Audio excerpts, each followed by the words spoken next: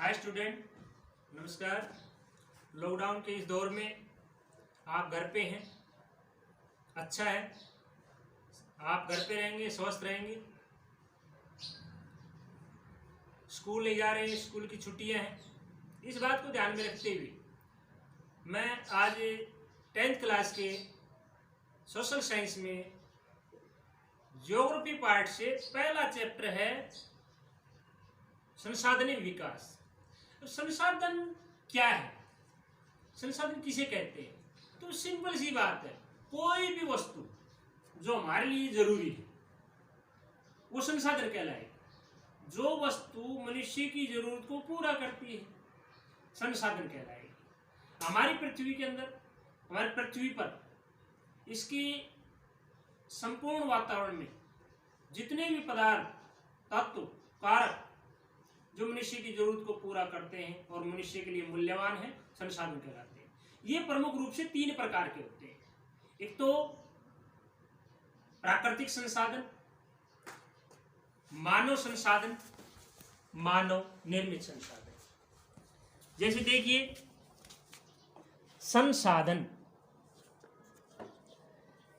संसाधन मुख्य रूप से 3 प्रकार के: प्राकृतिक संसाधन, मानव संसाधन और मानव निर्मित संसाधन। मानव निर्मित संसाधन। अब 3 प्रकार के इन संसाधनों को अगर हम बात करें तो पता चलेगा कि भाई प्राकृतिक संसाधन कौन से हैं। तो प्राकृतिक संसाधन वे संसाधन हैं जिनको बनने के लिए प्रकृति की आवश्यकता है, अर्थात प्रकृति के हमारे लिए उपहार हैं, ये गिफ्ट है हमारे लिए। जो स्वतः बनते हैं प्राकृतिक संसाधन कहलाते हैं। दूसरा मानव संसाधन। मानव को विशिष्ट संसाधन की संज्ञा इसलिए दी है कि कोई भी प्राकृतिक संसाधन का अधिक विकास करने में इसमें अधिक क्षमता पाई जाती है। इसमें कौशल है कि संसाधन का और अधिक विकास कर सके। जैसे हम बात करते हैं लकड़ी की।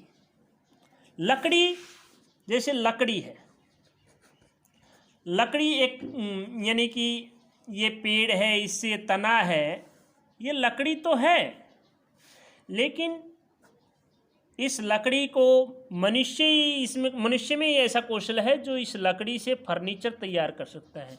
कोई और जीव ऐसा नहीं है उस जिसमें ये कौशल पाया जाता हो कि इससे फर्नीचर तैयार कर सके। इस विशिष्टता के कारण मानव को संसाधन की संज्ञा दी गई है। तीसरा संसाधन है मानव निर्मित संसाधन। प्राकृतिक संसाधन, मानव संसाधन, मानव निर्मित संसाधन। तीसरा जो मानव निर्मित संसाधन है, इसको मानव निर्मित संसाधन इसलिए कहा गया है कि प्राकृतिक संसाधनों का प्रयोग करके मनुष्य जो पदार्थ, जो वस्तु निर्मित करता है वो मानव निर्मित कहलाता है।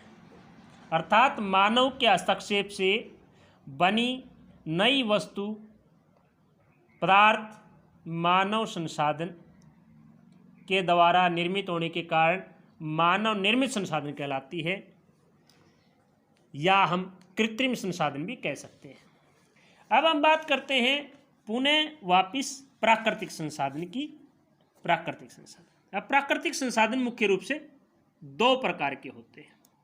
अब 2 प्रकार के कौन कौन से होते हैं? एक तो नवीकरणीय संसाधन, एक अनवीकरणीय संसाधन। नवीकरणीय संसाधन वे संसाधन होते हैं जिनका हम उपयोग करें और पुनः पूर्ति संभव हो जाए समाप्त होने के बाद भी, वो नवीकरणीय संसाधन कहलाते हैं। अनवीकरणीय संसाधन वे संसाधन होते हैं जिनका हम उपयोग करें, समाप्त हो जाए, पुनः पूर्ति संभव ना हो। अनवीकरणीय संसाधन कहलाते हैं। पुनः हम लौटते हैं नवीकरणीय संसाधन। ये 2 प्रकार के होते हैं, सतत और जैव। सतत संसाधन, नवीकरणीय संसाधन वे हैं जिनके समाप्त होने पर लगातार निरंतर हमें वो प्राप्त होते रहते हैं। जैव संसाधन के रूप में वे संसाधन हैं जो एक अंतराल पर निर्मित होते हैं, थोड़ा समय लेते हैं। तो इस समय लेने के कारण हम बता सकते हैं वो समय, जैसे कि भी जैव में हम दो प्रकार के संसाधनों का जिक्र कर सकते हैं। एक तो हो गया प्राकृतिक वनस्पति, एक हो गया भाई जैसे जीव जगत है, वन्य जीवों का जिक्र कर सकते हैं। तो प्राकृतिक वनस्पति में हम बात करेंगे कि भाई जैसे गेहूं की हमने बिजाई कर दी तो 5-6 महीने का समय लगता है, उसके बाद इसका निर्माण होता है और ये हमें प्राप्त हो पाते हैं। तो ये होते हैं जैव, जो एक लिमिटेड समय के अंतराल पर हमें प्राप्त होते हैं। अब हम बात करते हैं यहाँ पर है अनवीकरणीय संसाधनों में पुनः चक्रीय और अचक्रीय। कुछ ऐसे संसाधन जिनका समाप्त होने पर दोबारा निर्माण नहीं होता वे अनवीकरणीय संसाधन कहलाते हैं। इनको हम दो हिस्सों में बांटते हैं, चक्रीय और अचक्रीय। चक्रीय संसाधन वे हैं जिनका आप बार बार अलग अलग रूपों में उपयोग कर सकते हैं। जैसे लोहा धातु है, लोहा धातु को आप किसी अलग अलग रूपों में उपयोग कर सकते हैं। जैसे कि आप फर्नीचर के रूप में, जैसे दरवाजे के रूप में, या पंखे के रूप में, पंखा टूट गया उसको दोबारा प्रगलन करके हम उससे मशीन बना सकते हैं और दूसरी वस्तु बना सकते हैं। तो ये धातुएं हैं, ये चक्रीय अनवीकरणीय संसाधन है। अचक्रीय संसाधन वे हैं जिनका हम उपयोग करें समाप्त हो जाए, और समाप्त होने के बाद एक वैज्ञानिक काल चाहिए पुनर्निर्माण के लिए। एक वैज्ञानिक काल यानी कि हजारों वर्ष, लाखों वर्ष। जैसे कि जीवाश्म ईंधन है, जीवाश्म ईंधनों में 3 प्रकार के ईंधन शामिल हैं। प्राकृतिक जीवाश्म ईंधन में 3 प्रकार के जो ईंधन हैं वो कौन कौन से हैं? एक तो है कोयला, प्राकृतिक गैस और पेट्रोलियम पदार्थ अर्थात खनिज तेल। इन तीनों का आप उपयोग करें, अगर समाप्त हो जाएं तो इन्हें एक बहुत लंबा समय चाहिए, जो मानव जीवन में पुनर्निर्माण का संभव नहीं। तो ये तो थे प्राकृतिक संसाधनों का जिक्र कर रहे हैं हम भाई। प्राकृतिक संसाधन नवीकरणीय, अनवीकरणीय। नवीकरणीय को तत्व जैव, अनवीकरणीय को हम चक्रीय, अचक्रीय में बांट सकते हैं। बात करते हैं हम पुनः कि भी इन सभी संसाधनों को अलग अलग आधारों पर बांट सकते हैं। हम क्लास में जैसे आप बच्चे, आप सभी को हम अलग अलग आधारों पर बांट सकते हैं। जैसे कि भी आप अलग अलग गाँव से आते हैं तो उस आधार पर, या आपको हम धर्म के आधार पर बांट दें, जैसे कि भी ये हिंदू है, ये मुसलमान है, ये सिख है, ये ईसाई है, ये पारसी है, इस तरह से बांट सकते हैं। आप सभी को अन्य आधार जैसे कि लिंग के आधार पर भाई ये लड़कियां हैं, ये लड़के हैं, इस आधार पर भी बांट सकते हैं। ठीक उसी प्रकार से इन संसाधनों को भी हम अलग अलग आधारों पर बांट सकते हैं।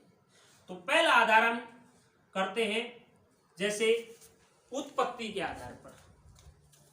उत्पत्ति के आधार पर जैव और अजैव, जैव और अजैव संसाधन होते हैं। जैव संसाधन वे हैं जिनमें जीवन पाया जाता है, अजैव संसाधन वे हैं जिनमें जीवन नहीं पाया जाता। जैव संसाधन जैसे प्राकृतिक वनस्पति, जीव जंतु। अजैव संसाधन जैसे कि भूमि, मिट्टी, खनिज पदार्थ, जल, वायु। पुनः हम सभी संसाधनों को इकट्ठा करते हैं और समापित आधार पर बांटते हैं तो पता चलता है कि ये संसाधन नवीकरणीय और अनवीकरणीय है। यानी कि अगर किसी संसाधन का हम उपयोग करें, अगर समाप्त हो जाए तो वो, और पुनः पूर्ति संभव हो तो वो नवीकरणीय है, और जिनका उपयोग करें और समाप्त होने के बाद पुनः पूर्ति संभव ना हो तो वे अनवीकरणीय संसाधन हैं। नवीकरणीय संसाधनों में आप जिक्र कर सकते हैं वनस्पति का, जीव जंतुओं का। अनवीकरणीय संसाधनों में आप जिक्र कर सकते हैं धातुओं का, खनिज पदार्थों का, जीवाश्म ईंधन का। उन्हें स्वामित्व के आधार पर बांट सकते हैं, व्यक्तिगत अर्थात निजी, सामुदायिक, राष्ट्रीय, अंतर्राष्ट्रीय। व्यक्तिगत संसाधन, सामुदायिक संसाधन, राष्ट्रीय संसाधन और अंतर्राष्ट्रीय संसाधन, ये स्वामित्व के आधार पर हैं। अब आपको बताएं हम कि भाई जो स्वामित्व के आधार पर प्रमुख रूप से 4 हिस्सों में बांटा है, वो कौन कौन से 4 हैं?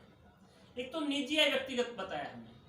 तो निजी संसाधन या व्यक्तिगत संसाधन वे संसाधन जिनका स्वामित्व और संचालन किसी एक व्यक्ति या एक समूह के द्वारा किया जाता है,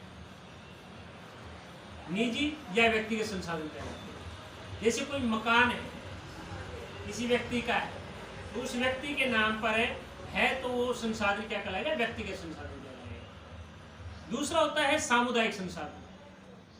सामुदायिक संसाधन वे हैं जो एक बड़े समाज के उपयोग में आते हैं। उन सभी संसाधनों को हम सामुदायिक संसाधन कहते हैं। जैसे कि गांव में, शहरों में पार्क होते हैं, धर्मशालाएं होती हैं, गांव की सामलात भूमि होती है, ये सब सामुदायिक संसाधन कहलाते हैं, क्योंकि एक बड़े समाज के या समुदाय के लिए वे संसाधन होते हैं। इनका लाभ पूरा समुदाय उठाता है, इनका संचालन पूरा समुदाय करता है, अतः ये सामुदायिक संसाधन कहलाते हैं। तीसरा प्रकार है राष्ट्रीय संसाधन। राष्ट्रीय संसाधन वे संसाधन हैं जो एक देश की सीमाओं में पाए जाते हैं, चाहे वो निजी संसाधन हो चाहे सामुदायिक संसाधन हो, सभी प्रकार के संसाधन राष्ट्रीय संसाधन कहलाते हैं। तीसरा है अंतर्राष्ट्रीय संसाधन। अंतर्राष्ट्रीय संसाधन वे हैं जो अंतर्राष्ट्रीय सामुदायिक संस्था के नियंत्रण में होते हैं, अर्थात वे संसाधन जिनका कोई देश उपयोग करना चाहे उसके लिए उपयोग करने हेतु मंजूरी प्राप्त करनी होती है। तो किसी अंतर्राष्ट्रीय जो संस्था है, जो विश्व बिरादरी के तौर पर कार्य, विश्व बिरादरी के नेतृत्व के तौर पर कार्य कर रही है, जैसे कि यूएनओ है, यूनाइटेड नेशंस ऑर्गेनाइजेशन, संयुक्त राष्ट्र संघ। इससे मान लो सपोज करें भारत के दक्षिण में हिंद महासागर है और हिंद महासागर में दूर स्थित कोई संसाधन खनिज तेल पाया जाता है, वहाँ पर अगर उसका भारत इस्तेमाल करना चाहे तो उसे यूएनओ से मंजूरी प्राप्त करनी होगी, तब जाकर के वो संसाधन उपयोग हम कर सकते हैं। इसका मतलब क्या हुआ कि वे संसाधन सब क्या है? अंतर्राष्ट्रीय संसाधन। अब हम बात करते हैं विकास के आधार पर। विकास के आधार पर भी प्रमुख रूप से 3 प्रकार के संसाधन होते हैं, वैसे 4 बना रखे हैं। 3 प्रकार के संसाधन होते हैं। एक तो है विकसित संसाधन। वे संसाधन जिनका हम उपयोग करें, हमें इसकी मात्रा का पता है और भली भांति उनका अच्छे से उपयोग कर रहे हैं, हमने उनका विकास कर लिया है, वे संसाधन विकसित संसाधन कहलाते हैं। जैसे भूमि है, या हमारे लिए खाद्यान्न है, या अन्य दूसरी वस्तुएं जो जिनकी मात्रा हमें पता है और उपयोग भली भांति उनका कर रहे हैं, तो भी विकसित संसाधन कहलाएगा।